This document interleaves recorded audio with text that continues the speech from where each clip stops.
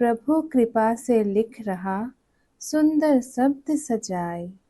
कार्तिक मास महात्म का 29वां अध्याय।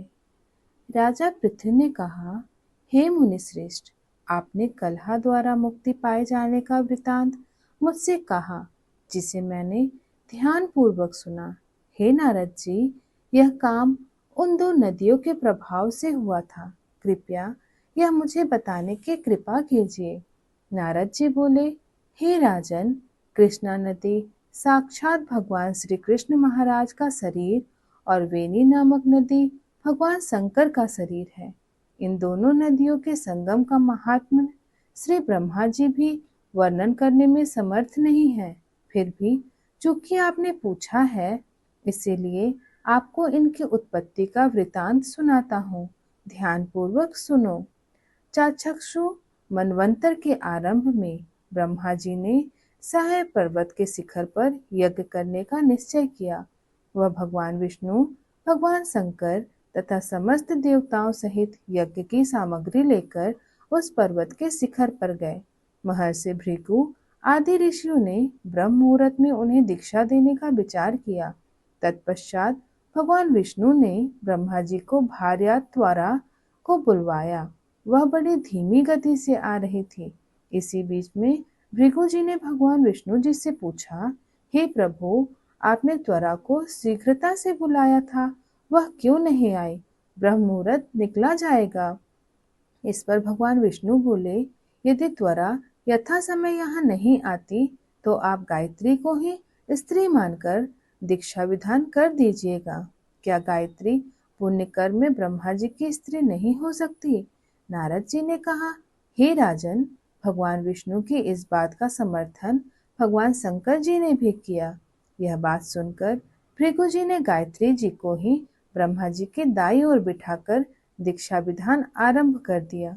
जिस समय ऋषि मंडल गायत्री को दीक्षा देने लगा, उसी समय त्वरा भी यज्ञ मंडल में आ पहुंची। ब्रह्मा जी की दाईं ओर गायत्री को बैठा देखकर ईर्ष्या से कुपित होकर त्वरा बोली, जहाँ अपूज्यों की पूजा और पूज्यों की अप्रतिष्ठा होती है, वहाँ वह दुर्भिक्षु, मृत्यु तथा भय तीनों अवश्य हुआ करते हैं। यह गायत्री ब्रह्मा जी की दाईं ओर मेरे स्थान पर विराजमान हुई है, इसीलिए यह अदृश्य बहने वाली नदी होगी। आप सभी देवताओं ने बिना विचारे इसे मेरे स्थान पर बिठाया है, इसीलिए आप सभी जड़ रूप नदियां होंगी। नारद जी राजा पृथ्वी से बोले, हे राजन, इस प्रकार त्वरा के शाप को सुनकर गायत्री क्रोध से आग बबूला होकर अपने होठ चबाने लगी।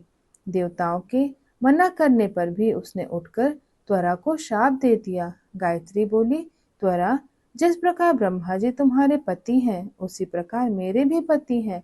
तुमने व्यर्थ ही शाप दे दिया है, इसीलिए तुम भी नदी हो जाओ। तब देवताओं में खलबली मच गई। सभी देवता त्वरा को साष्टांग प्रणाम करके बोले, हे देवी, तुमने ब्रह्मा आदि समस्त देवताओं को जो शाप दिया है वह उचित नहीं है, क्योंकि यदि हम सब जड़ रूप नदियां हो जाएंगे तो फिर निश्चय ही यह तीनों लोक नहीं बच पाएगा। चूंकि यह शाप तुमने बिना विचार कर दिया, इसलिए यह शाप तुम वापस ले लो। त्वरा बोली, हे देवगण, आपके द्वारा यज्ञ के आरंभ में गणेश पूजन न किए जाने के कारण ही यह विघ्न उत्पन्न हुआ है।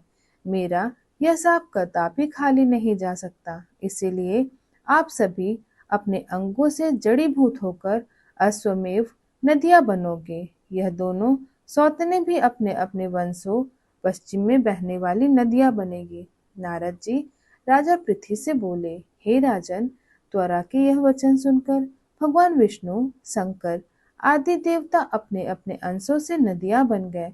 भगवान विष्णु के अंश से कृष्णा, भगवान शंकर के अंश से वेणी तथा ब्रह्मा जी के अंश से ककुदमवती नामक नदियां उत्पन्न हो गई। समस्त देवताओं ने अपने अंशों को जड़ बनाकर सही साहे पर्वत पर फेंक दिया। फिर उन लोगों के अंश पृथक पृथक नदियों के रूप में बहने लगे। देवताओं के अंशों से सहस्त्रों की संख्या में पश्चिम की ओर बहने वाली नदियां उत्पन्न हो गई। गायत्री और त्वरा दोनों पश्चिम की ओर बहने वाली नदियां होकर एक साथ बहने लगी। उन दोनों का नाम सावित्री पड़ा। ब्रह्मा जी ने यज्ञ स्थान पर भगवान विष्णु तथा भगवान शंकर की स्थापना की। दोनों देवता महाबल तथा अति बल के नाम से प्रसिद्ध हुए। हे राजन, कृष्णा और वेणी नदी की उत्पत्ति का यह वर्णन जो भी मनुष्य सुनेगा या सुनाएगा, उसे नदियों के दर्शन और स्नान का फल प्राप्त होगा। ओम वासुदेवाय नमः।